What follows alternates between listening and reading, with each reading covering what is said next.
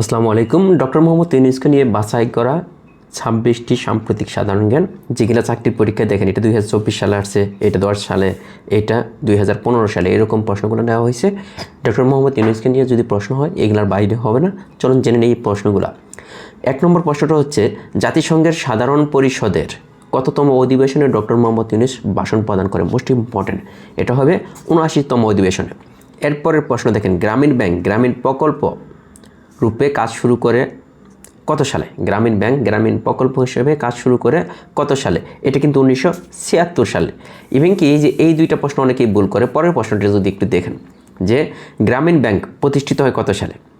গ্রামীণ ব্যাংক প্রতিষ্ঠিত হয় মূলত 1983 সালে, কিন্তু গ্রামীণ ব্যাংক প্রথমে কাজ শুরু করছিল গ্রামীণ প্রকল্প হিসাবে। এটা কত সালে? 1976 সালে।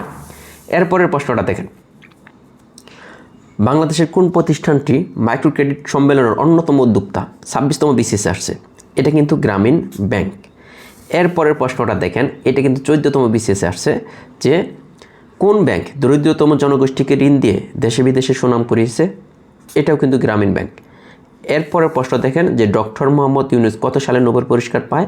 এটা কিন্তু মোটামুটি আমরা সবাই জানি, 2006 সালে।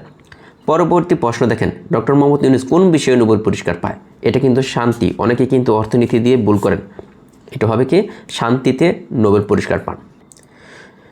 এরপরে দেখেন, দক্ষিণ এশিয়ায় ডক্টর মোহাম্মদ ইউনূস শান্তিতে কততম নোবেল বিজয়ী? এটা হবে 2য়। এরপরের প্রশ্ন হচ্ছে, 3G তত্ত্বের প্রবক্তা কে? Most important, doctor Muhammad Yunus. এরপরের প্রশ্ন দেখেন, সামাজিক ব্যবসা ধারণাটির প্রবক্তা কে? এটাও ডক্টর মোহাম্মদ ইউনূস। এরপরে মোস্ট ইম্পর্টেন্ট একটা প্রশ্ন নিবন্ধন পরীক্ষায় আসছে, যে ডক্টর মোহাম্মদ ইউনূস কত সালে যুক্তরাষ্ট্রের কংগ্রেসাল মেডেল লাভ করে? যুক্তরাষ্ট্রের কংগ্রেসাল মেডেল লাভ করে কত সালে? ঠিক আছে। পরের প্রশ্নটা হচ্ছে, ডক্টর মোহাম্মদ ইউনূস কত সালে যুক্তরাষ্ট্রের কংগ্রেসাল মেডেল লাভ করে? এটা হবে 2010 সালে। এরপরের প্রশ্ন দেখেন, যে 10 নম্বর প্রশ্নটা, যে ডক্টর মোহাম্মদ ইউনূস কবে থেকে বাংলাদেশের অন্তর্বর্তী সরকারের প্রধান উপদেষ্টা হিসেবে দায়িত্ব পালন করে?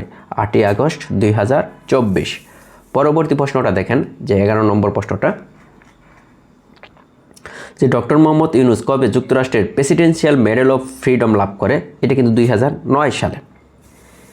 এরপরে দেখেন, ডক্টর মোহাম্মদ ইউনূস কত সালে জন্মগ্রহণ করে? এটাও কিন্তু আসছে 28 জুন 1940। ডক্টর মোহাম্মদ ইউনূসের জন্মস্থান হাটহাজারী, চট্টগ্রাম। ডক্টর মোহাম্মদ ইউনূস কোন বিশ্ববিদ্যালয়ের অধ্যাপক ছিলেন? চট্টগ্রাম বিশ্ববিদ্যালয়। এরপরে মোস্ট ইম্পর্টেন্ট কিছু তথ্য আমরা নিয়েছি।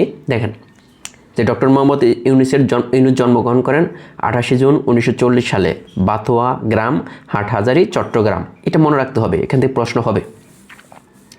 এরপরে দেখেন, ডক্টর মোহাম্মদ ইউনূস নোবেল পুরস্কার পায় 2006 সালে। কোন বিষয়ে নোবেল পুরস্কার পেয়েছিল?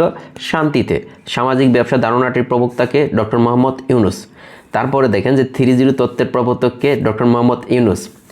এইটা একটা ইম্পর্টেন্ট প্রশ্ন। দেখেন, যে 2024 সালে অলিম্পিকের থিম ছিল কি? 3G তথ্য। 3G তথ্য নিয়ে লিখিত একটা বই, যে বইটা হচ্ছে এ ওয়ার্ল্ড অফ 3G। এটাও মোস্ট ইম্পর্টেন্ট।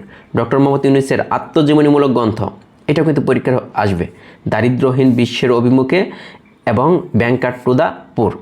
এরপর আরও কিছু তথ্য আমরা জেনে নিই, যে 3G তথ্য যেহেতু একটা আলোচিত বিষয়, তো এখান থেকে প্রশ্ন আসতে পারে, যে 3G তত্ত্বের প্রবর্তক একটু আগে আমরা বলেছি ডক্টর মোহাম্মদ ইউনূস।